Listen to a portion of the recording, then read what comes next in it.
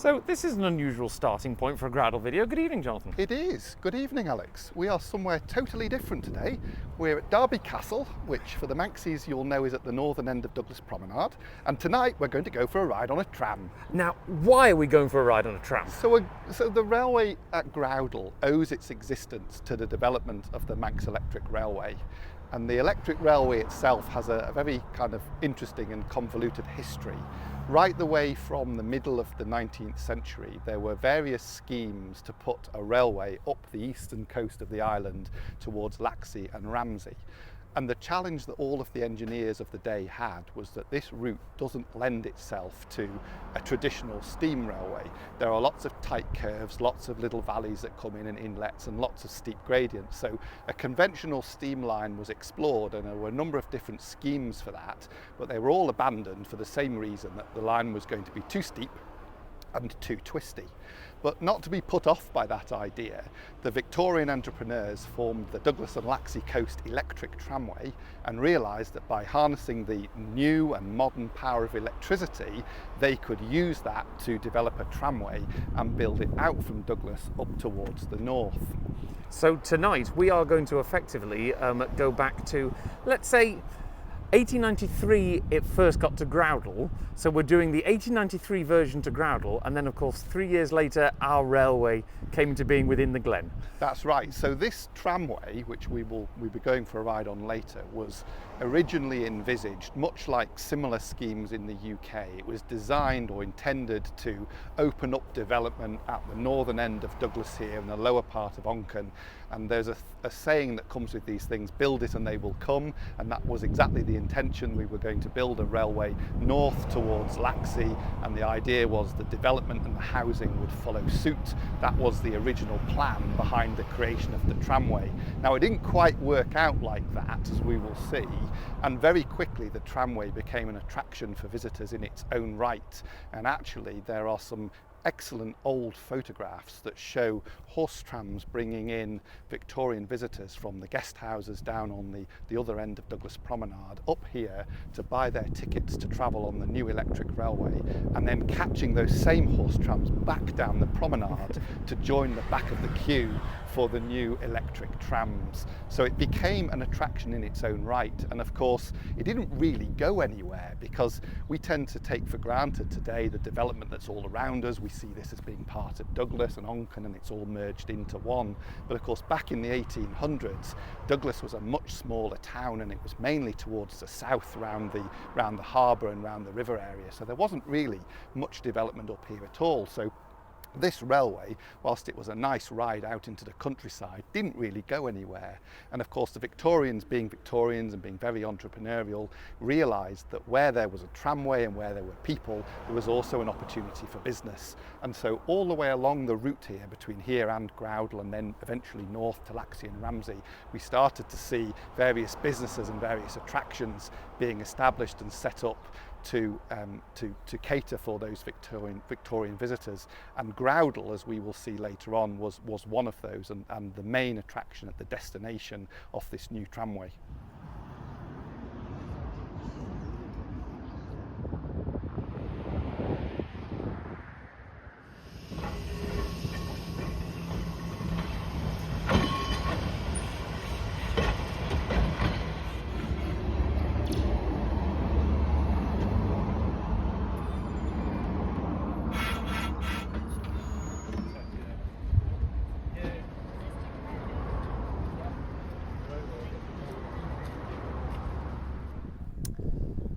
Nice flowers there, Jonathan. Lovely, Alex. So I suppose we should say a big thank you to our friends at Alaman Railways tonight, because as you can see, we've got one of the original tram cars for our journey to Groudle.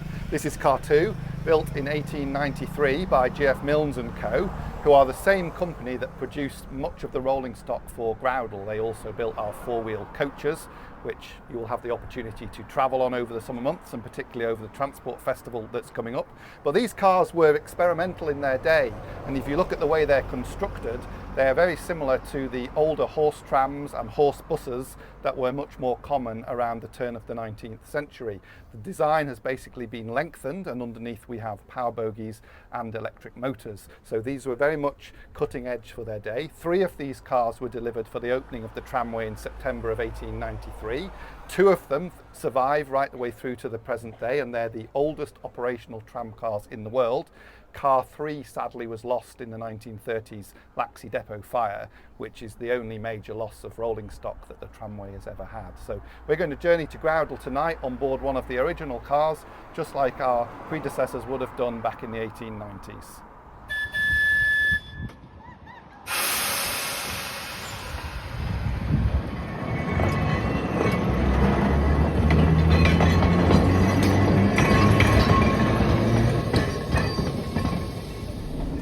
So aboard MER Car 2, Jonathan, almost as it would have been, where are we now, 129 years ago? My maths is terrible. Absolutely, 129 years ago I think, and we're just passing or coming up on our left hand side to the car sheds and workshops. And what you tend to forget in this day and age is that when the tramway was constructed, there was no public electricity supply on the Isle of Man. In fact, the rest of Douglas and the rest of the island would have to wait nearly 30 years for Douglas Corporation to start generating power at their North Quay power station in 1929. So the tramway company had to generate all of its own electricity, and they built a power station alongside the car sheds and workshops here at Derby Castle on a creek that was dammed. The creek's name was Portavada. It was a popular bathing creek at the time, we believe, and there was actually some local opposition towards filling it in and building the tram sheds and the car and the workshops on that site. Now there was a lot of construction required to build this first half mile or so away from Douglas Promenade and up onto Onken Head, and this is Port Jack. There's a large retaining wall alongside the railway here which is supporting the roadway, the tramway, and actually fills in Port Jack Glen. So it's very difficult to imagine what it would have been like pre-road and pre-tramway, but actually that glen came all the way down as a narrow valley down to the sea, was dammed, blocked off, infilled, and allowed for the creation of the roadway and also the tramway to cross over.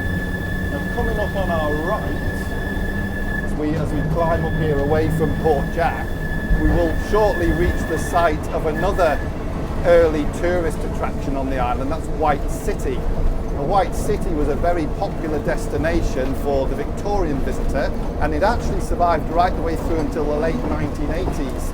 White City was an amusement area. There was a wooden roller coaster, dodgems, a ghost train, and various other attractions. It would have been a hive of activity on a summer's evening just like this, with visitors catching the tram from Douglas, spending an evening at White City, and then maybe going back down into Douglas to continue dancing the night away at the Derby Castle ballroom. So again, another example of Victorian entrepreneurism, developing attractions for visitors alongside the route of the tramway. Now we're going through what nowadays is a modern housing estate, effectively. You mentioned earlier on, of course, that this wasn't necessarily a railway enterprise, it was more a real estate enterprise, wasn't it? It was. So on the left-hand side of the railway here we have the outskirts of the Housedrake estate. And the idea behind building the tramway, as we said a little earlier, was that it would open up this land on the northern side of Douglas and the lower part of Onken for housing development. That was the intention. The idea was the railway would make it easier for people to be able to travel into Douglas, work, etc. Exactly the same as similar schemes elsewhere in the UK. It's slightly odd because that didn't really happen to its full extent, and although we do have ribbon development here alongside the railway, it's not quite, I don't think, as the original planners intended.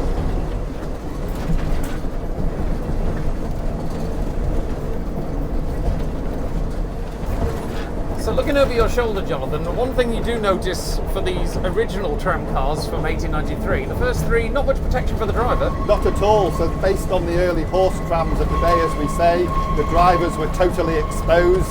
And obviously as the line pushed north towards Laxey and then ultimately to Ramsey, they quite quickly realised that some protection for the crew was desperately needed. And we see the second batch of cars that arrived in 1894 have got enclosed driving positions, although they're largely of the same design. Now you can hear in the background the tram is still climbing here, and we're still making our way up towards the summit of the railway. This first section from Douglas through to Groudle is a little bit like this in terms of it climbs steeply up to a summit at Housedrake and then drops away down to the station at Groudle itself. Now one of the early challenges that the engineers faced was the tramway system works on 550 volts DC electrical generation. And DC current, whilst it's great for traction motors, is not easy to transport over a long distance. So as well as feeders, we also had a battery house at Groudle, which was an early way to actually store power whilst the trams were coasting or whilst the line wasn't as busy, and then release that power when the trams tried to start simultaneously. And I believe the early timetable was actually constructed in such a way that the trams were not going to simultaneously start from both of the terminus stations, and this was because of the lack of electrical power generated at the time. It's also true to say that the tramway company exported power to the Derby Castle Ballroom and some of the properties at the lower end of Onken. And again, with that being DC power back in the day, it's said that the lights in the ballroom used to dim as the trams pulled away from some of their stops, particularly in the summer months with a heavy load. We've now come round the headland, and in view, of course, is our little railway. Absolutely. So we can see off the right-hand side of car 2 here, we're just opening up Groudle Bay and, of course, Groudle Glen Railway. And what you can see here is the sort of land ownership arrangement there would have been back in the Victorian time. We're on the southern side of the Groudle Valley. This land was owned by the Housedrake estate. The northern side that we can see over there was owned by the Broadbent family, who had a property up at Bebelo Beg Farm. So it was Richard Maltby Broadbent who developed the Glen as an attraction for the Victorian visitor and built the railway and opened the railway for visitors. He took a lease on the southern side of the valley from the Housedrake Estate Company, and that allowed him to develop the Glen and ultimately the railway into an attraction for visitors. Now, we have mentioned, we've passed it now, but about businesses that were opening up along the line. There used to be, just below the tramway in the road, the remains of the Housedrake holiday camp, which... Yeah, we've slightly missed it in our guided tour. It came on us a bit too fast, but at the summit of this section of the electric railway is the old Housedrake, the site of the old Housedrake holiday camp. And that originally was a tented village, and some of the historical pictures that you will see in the guidebook that we have for our railway at Groudle show pictures of the Housedrake holiday camp as a tented village. It did get some covered accommodation later on, but again it was a popular destination for the early visitors to the island. There is in fact a tunnel which goes underneath the tramway and underneath the road, allows people to get off the trams and make their way into the holiday village. So we're now approaching the original terminus of the Manx Electric Railway, or the Douglas and Laxey Coast Electric Tramway as it was known then, at Groudle.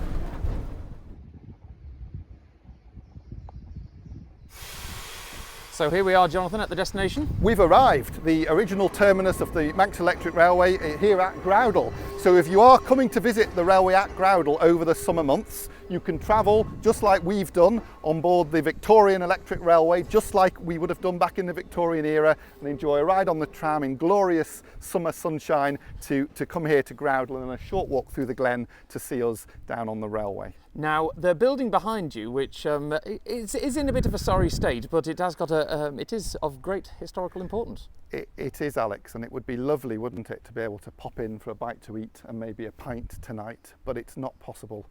This is the former Groudle Hotel, and it was built by the same Victorian entrepreneur that developed the Glen and the railway at Groudle, Richard Maltby Broadbent. In fact, it was the first thing he did. So the Manx people, as always, getting their priorities right. So as soon as the railway tramway arrived here at Groudle, the pub was constructed, and it opened, I think, a few days before the actual railway itself. But it was a public house at the time. And sadly, in more recent times, it's fallen into disrepair. We would dearly love it to be restored and return to its former glory, but at the moment that's not looking too promising. In terms of the original terminus of the Manx Electric Railway, people will see possibly on a photo on this video that the track has been realigned when it went on to Laxey, because at the original terminus, the cars stopped pretty much right at the front of the building. And the reason we're demonstrating now, which is because obviously as the road became more popular for modern day motor traffic, it was necessary to move the tramway across to the left-hand side here, and that of course, if we turn round, that of course gave the railway the right swing across the Groudle viaduct to continue its journey up towards the halfway house and then off towards Laxey. So we've travelled all this way for an evening trip on the railway. I suppose we'd better go and have a little wander through the glen. We'd better have a wander through the glen, talk about a few points of interest as we go through, and then see if we can find a steam train, Alex.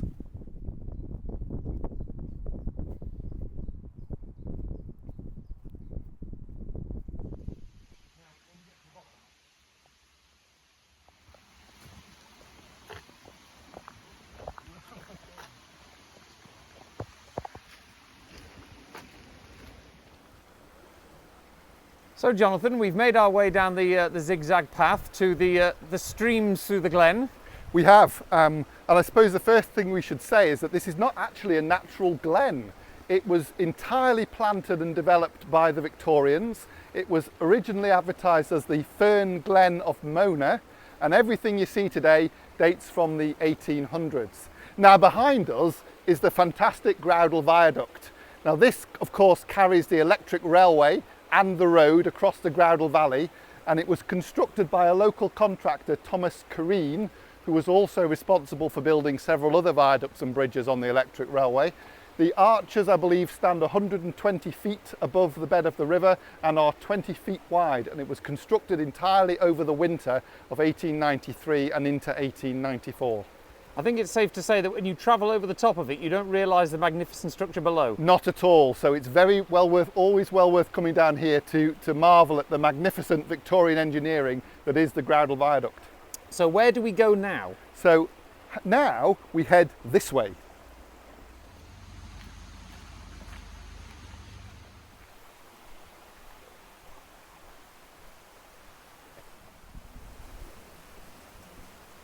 So Jonathan, these are just the kind of walks through the glen that the Victorians loved, wasn't it? They are, and all of these paths were built as the glen was developed. The stream was even improved, so you'll see in one or two spots, if you walk down here, you'll see that there are little weirs that have been put in, and that was to just improve the glen and make it more attractive for the Victorian visitor. But they loved these sorts of walks. There was all sorts of paths like this developed all over the place. Many have disappeared. There was some up on the other side here which you can't necessarily see, that are lost in the undergrowth, but some of them obviously still survive to this day. However, there is one quite big attraction that's managed to survive just around the corner. There is, and we'll come to that in a moment.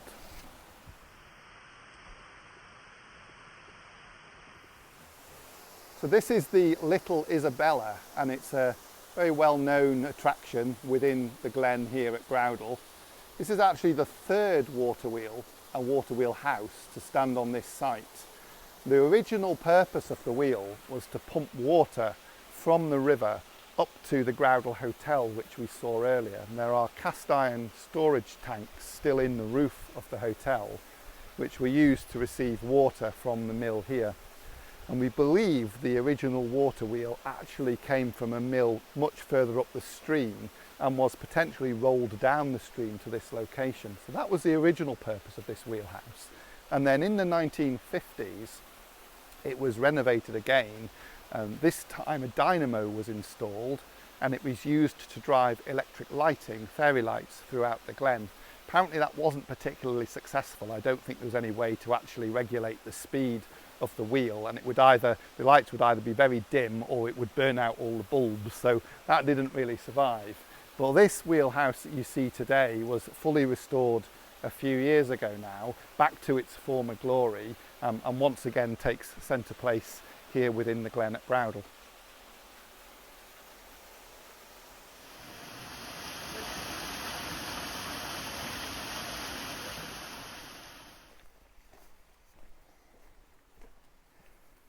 So through the trees, Jonathan, we come across this rather quaint little bandstand. We do.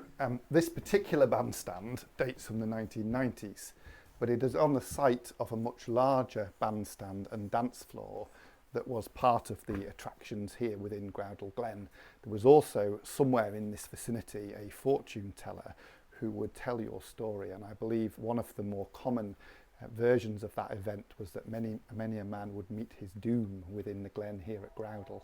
And anything to do with maybe the courting of lady friends that was referring to? It might possibly be something to do with that, but who knows, that's lost to the mists of time. So for visitors who've arrived on the shuttle, they've gone down the path, they've seen the viaduct, they've seen the water wheel, they've seen the bandstand. What's next on the tour? What's next is the highlight of this whole experience, our very own little railway, just round the corner from here.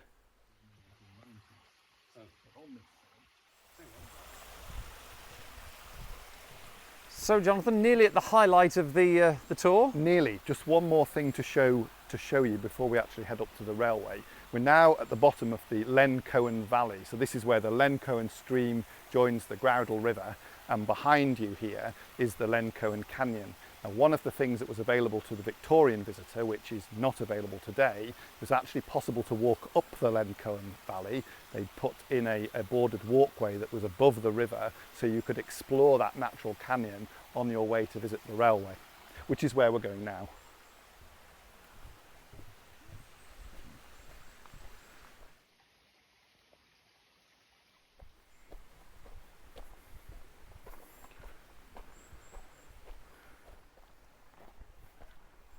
So the end of your brisk walk, Jonathan? End of my brisk walk, and it definitely is that indeed. So we're just about to arrive at Len Cohen Station, and I believe not only have we travelled on one of the original electric railway cars tonight, but I believe we're also going to get the opportunity to travel behind Groudle Glen's original locomotive, Sea Lion.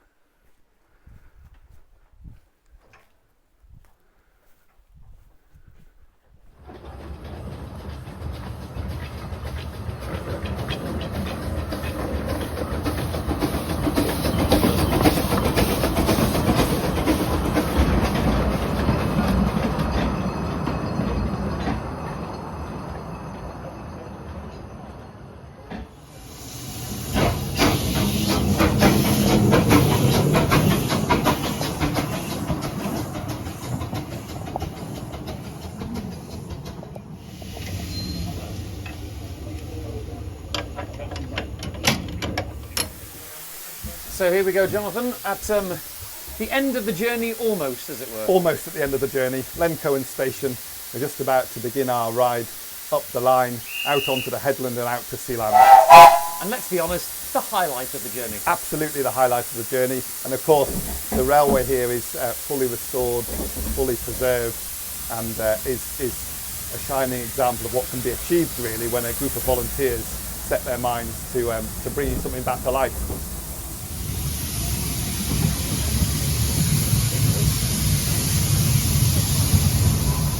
So, Jonathan, we've talked about how the Manx Electric Railway came here in 1893. Of course, this railway wasn't up and running in 1893. It wasn't. This line itself was built in 1896. Now we think, although it'd be very interesting to see whether we can ever prove this, but we think that there may have been some assistance given by the engineers who were responsible for building the electric railway in the construction of this line here at Groudle. And the reason we think this is when the railway's officers were being cleared out at Strathallan Crescent, where the horse tram depot is now, it actually came across an old map, which was an original survey of the line here at Groudle, which somehow over time had found its way into the archives of Isle of Man Railways. So that does potentially suggest that there may have been some assistance given over maybe the winter of 1895 into 1896 by at least some of the engineers, maybe even some of the construction workers who were responsible for building the electric railway. Would certainly make sense. Now we're heading off to the terminus at Sea Lion Rocks. Where just crossing the old packhorse route from Douglas to Laxey. We of course travelled on the electric railway earlier, which parallels the new road which was constructed at the same time as the electric railway. But before that road was constructed, if you wanted to move up the coast from Douglas and up to Laxey in the north, you would have actually followed this packhorse route here, which comes down the side of the Groudle Valley, crossed over the Groudle River at a ford at the beach, and then went up the side of the valley on this side, and then ultimately wound its way north towards Laxey. Now the terminus at the end here, Sea Lion Rocks, with its zoo. Of course, the zoo was open prior to the railway. It was. So the zoo opened, I think, a year or so before the actual railway itself. And the railway was built to link the attractions within the Glen, the fortune tellers, the dance floors, photographers, and just the general ambience of the Glen, with the attractions out on the headland. So the zoo was built as a miniature railway, really. It was advertised as the smallest passenger railway in the world. And its purpose was to carry the visitor, save the walk, and carry the visitor from the Glen 3/4 of a mile out onto the headland.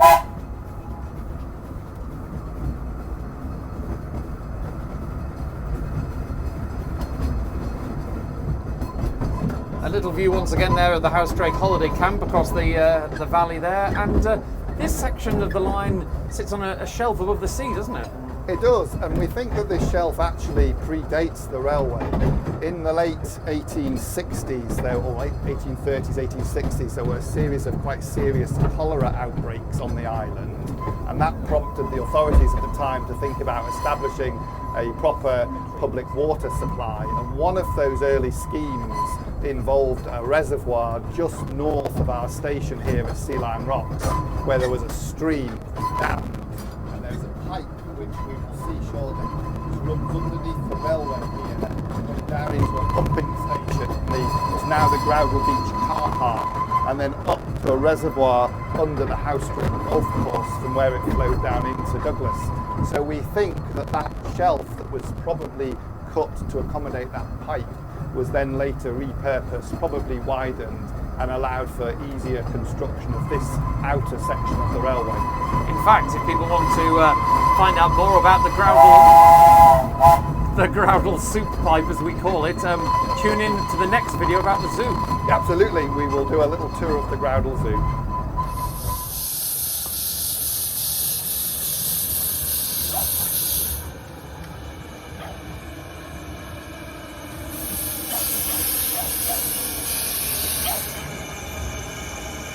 So here we are, we've arrived at Sea Lion Rocks on a glorious summer evening, and don't forget you can visit the railway here at Groudle right the way through the summer months. We're open now through until the end of October, running regularly every Sunday, every Wednesday night here now until the end of August. Full details of our services, our fares and our special events are available on our website, ggr.org.uk. Time for a cup of tea and a piece of cake? Time for a cup of tea and a piece of cake, sounds like an excellent idea.